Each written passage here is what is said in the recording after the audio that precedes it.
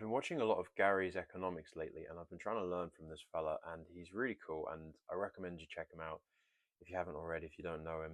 He's making economics palatable, digestible, easy to sort of relate to our day-to-day lives.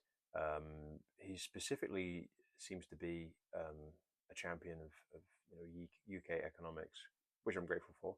But I think it probably applies to most sort of Western countries, first world countries, etc., etc. I know he references the US a lot as the global powers, obviously, but basically, there's 2 points that he brings up in his latest video that I think are really interesting.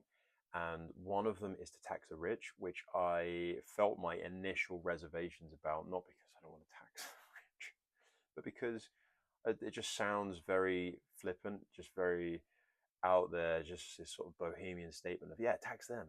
And I know that underneath there's a lot more substance to what he's saying, which is why I'm trying to do my due diligence and listen to as many of his videos and content, etc., as possible, just to understand where he's coming from. Because I can already hear that it's from a really well thought out place. But the other one that he was talking about, which is owning assets, one of the gripes that I had with his video was that he is basically talking about owning the assets, owning the resources, because those are the things that the super rich are owning. So you need to have your own piece of the pie. And I completely agree for things like resources, land and water and food and access to these things.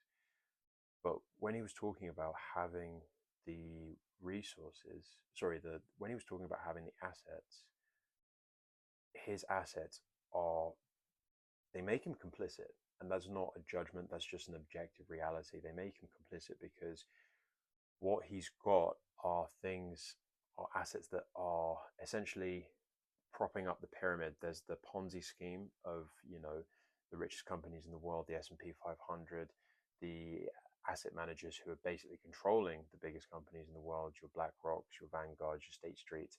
And these companies, with their massive shares in the world's biggest companies, if war is profitable, then, and if the biggest companies control this and they have their fingers in all the pie, they have their fingers in politics and government and legislation and all of those things, they're really the puppet masters. And so if you have shares in, these 500 companies, the top 500 companies in the world in the S&P 500, then you would inevitably be complicit. And I think, well, look, SPX 6900 is something that you should look deeply into, because I do believe it's what Gary's talking about. It's an ethical asset.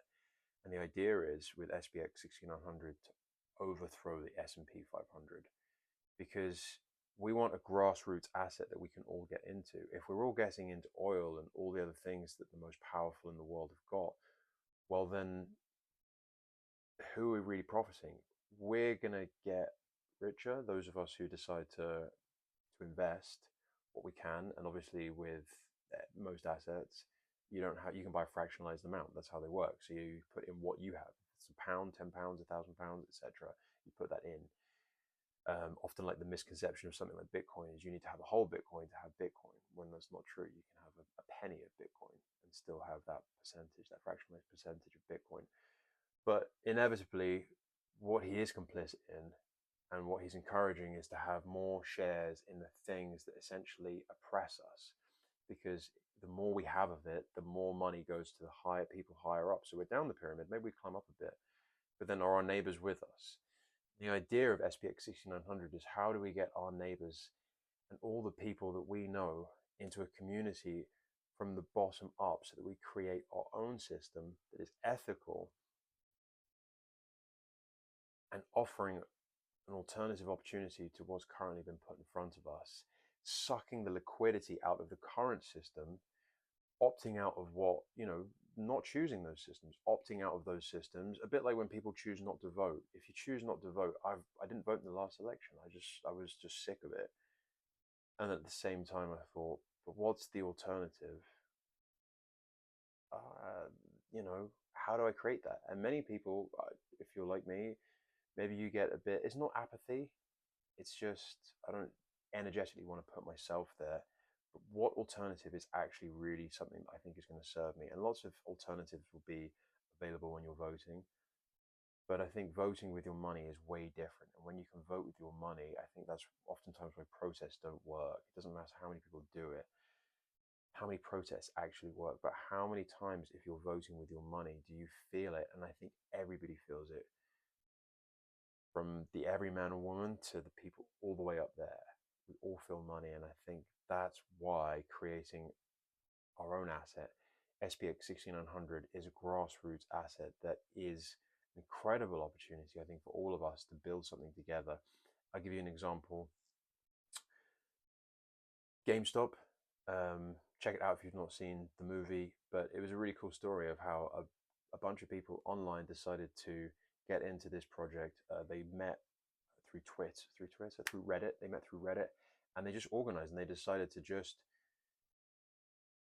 put their backing and their money and their belief into GameStop, and through it, it's an incredible story. They're able to take down hedge funds and a lot of just regular people were able to just change their lives, and it took down some of the most powerful people in the world.